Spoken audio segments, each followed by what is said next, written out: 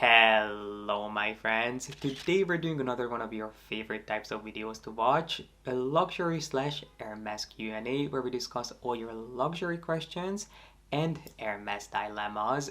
Even though I always make this disclaimer, I'm obviously not an expert on the topic, I do not work for Hermes and I never have, but I'm just one of your friends who loves the brand as much as you do. So if you'd like to sit back as the virtual friends that we are, grab yourself a cup of coffee, a cup of tea, a glass of wine, and chat about anything and everything Hermes, then you came to the right place. So without further ado, be sure to give this video a thumbs up and keep on watching. I actually did not have the chance to look through your questions earlier. I just went to screenshot them and we have so many of them. We just have pages and pages of questions that I get to scroll through. So thank you for all your questions, and you guys know the drill by now.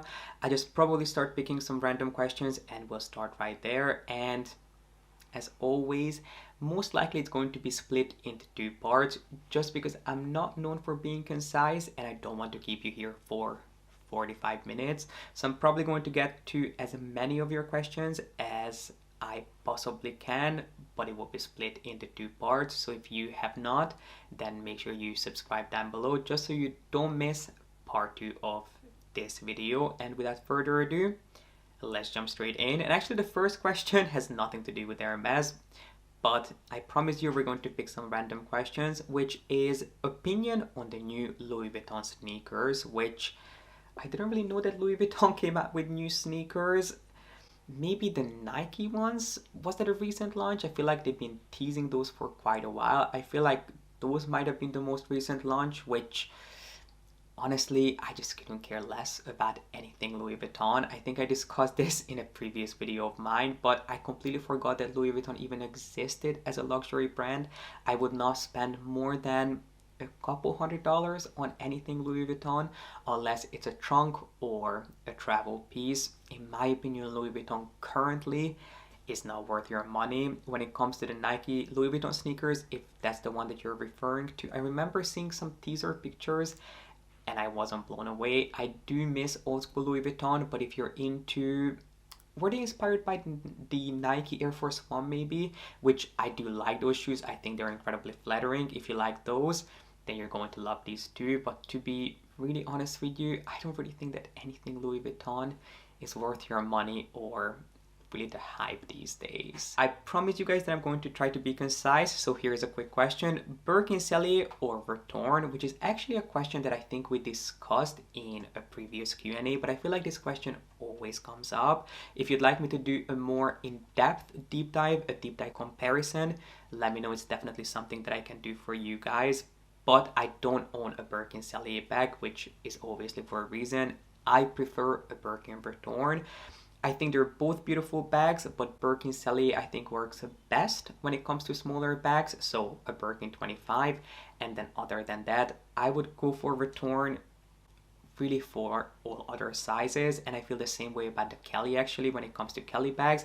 In smaller sizes I like a Sellier structure, but when it comes to larger bags, I am a Retourne guy all the way. Would love to know, do you think gold hardware is harder to get than palladium at Hermes? Great question, but I don't really think so. I think palladium gold, permabrass, rose gold, I think they're just as difficult to get. It all comes down to the color itself. Obviously the question isn't which one I prefer. I think it just really comes down to the color, but I've never noticed a big difference in terms of how difficult a palladium bag is to get compared to a bag with gold hardware. What do you guys think? Have you heard anything? Did you notice that there was a big difference?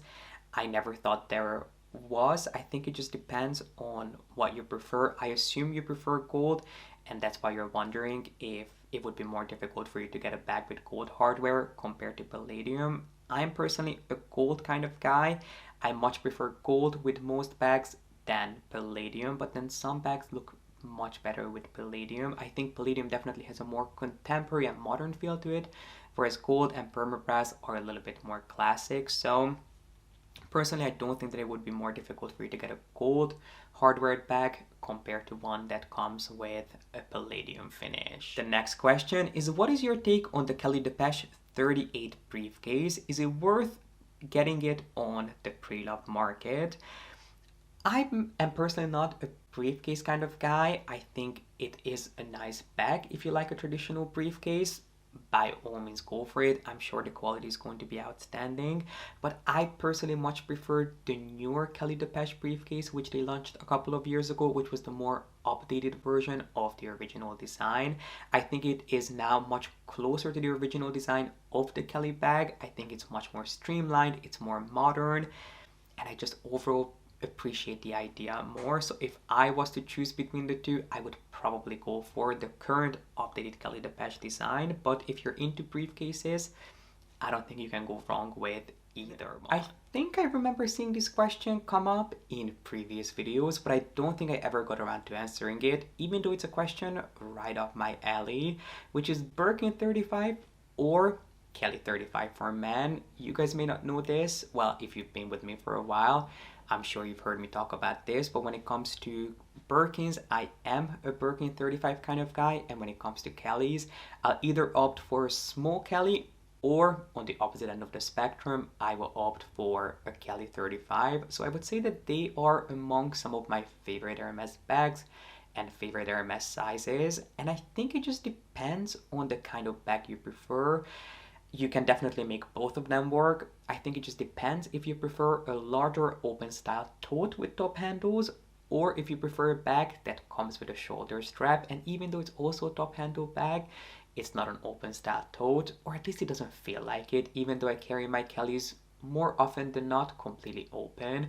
To me, they have a completely different look and feel to them than a Birkin would. They're just different bags at the end of the day. So even though they're the two most iconic bags that Hermes creates, for me it's really hard to compare them. So it just really depends on the look that you're going for and what you prefer. If you asked me what I would go for, I would definitely prefer a Kelly 35. I use my Kelly 35 way more often than I use my Birkin 35s.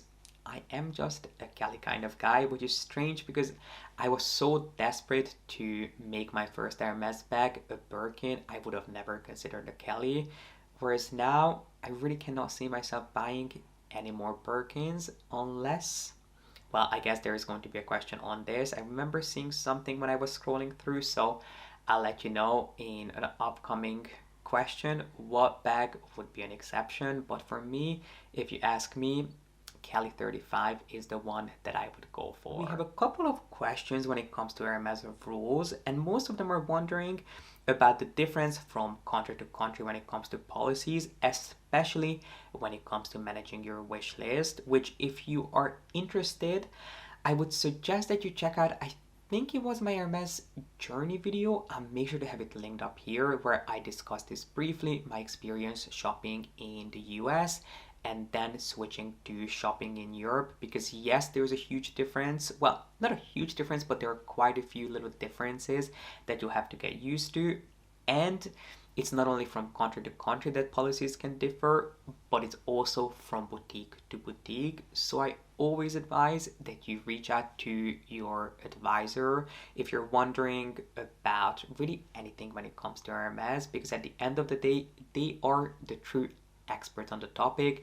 They are the gatekeepers of not only Hermes bags, but anything and everything Hermes. They will know everything. So I always say that they should always be your first and best resource. If you're wondering about how to put in a wish list, what kind of wishes are you allowed to put in, how long do you have to shop with the brand to be able to put in a wish, what kind of milestones you have to hit to qualify for getting a bag, you have to speak to your advisor, because they are the ones who will be able to best enlighten you on these topics. But yes, there are going to be quite a few differences between shopping in the US, shopping in Europe, and even differences between certain stores. So I'll make sure to have my Hermes journey video linked down below for you. A rundown on exotics, which is the hardest to get / rarest, Croc and alligator differences.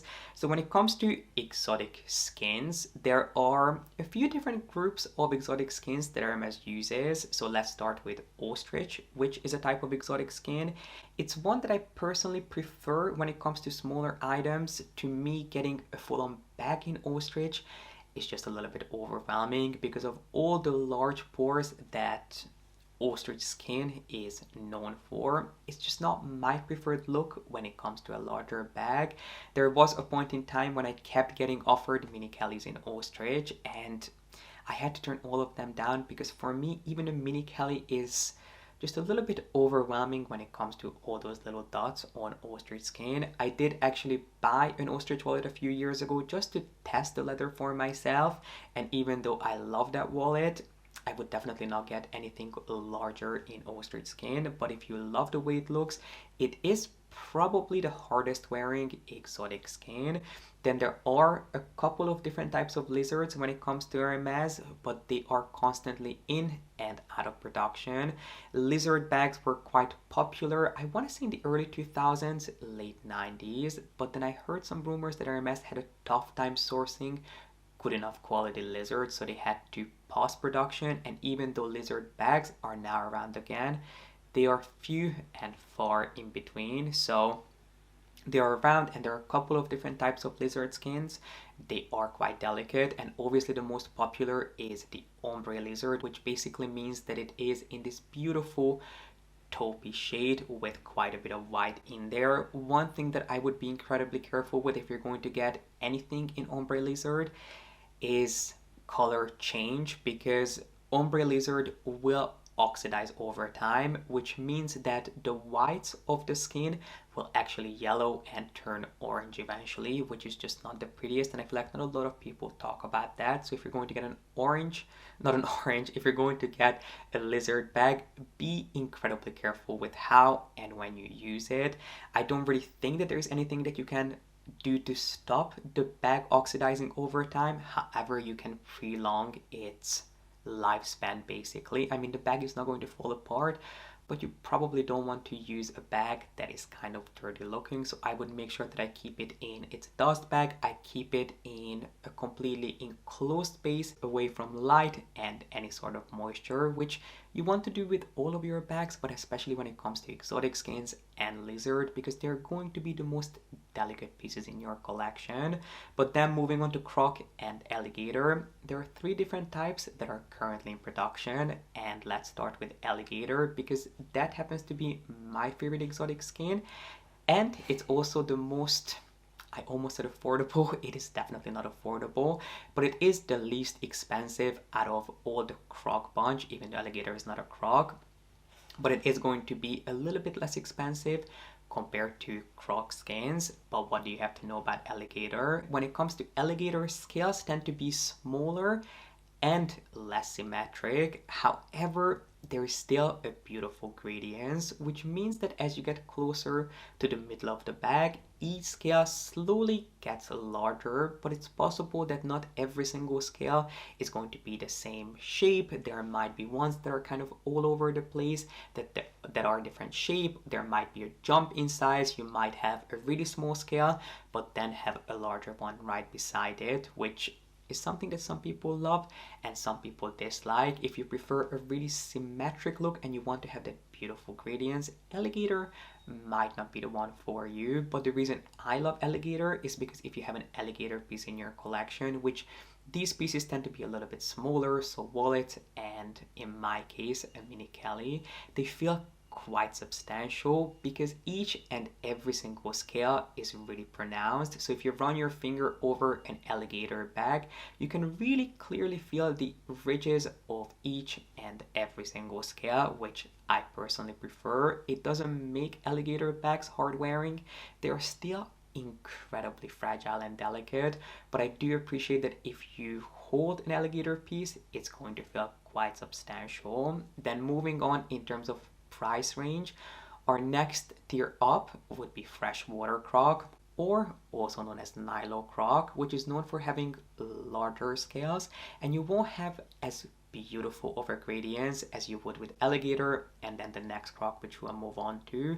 But if you're getting a larger bag, it will most likely be made out of Nilo croc. Or also if you get a Himalaya, even though it's one of the most expensive bags, it is not made out of the most precious leather that Hermes uses. It is also made out of nylon croc. I assume it is because the scales are quite large, so they are easier to paint, and they don't have really pronounced pores. Some bags in nylon croc will have visible pores, but most of them shouldn't. The scales are large, but there won't be a beautiful gradients. So if you would like a bag that almost looks stamped because it's so symmetrical when it comes to the distribution of the scales and how they go from incredibly itty bitty and tiny to quite prominent and large in the middle, you want to look for a bag that is made of seawater croc, or also known as POROSUS croc, which is going to be the most expensive out of the bunch, and that's because it is the softest and it has the most even symmetric gradients and scale size and shape.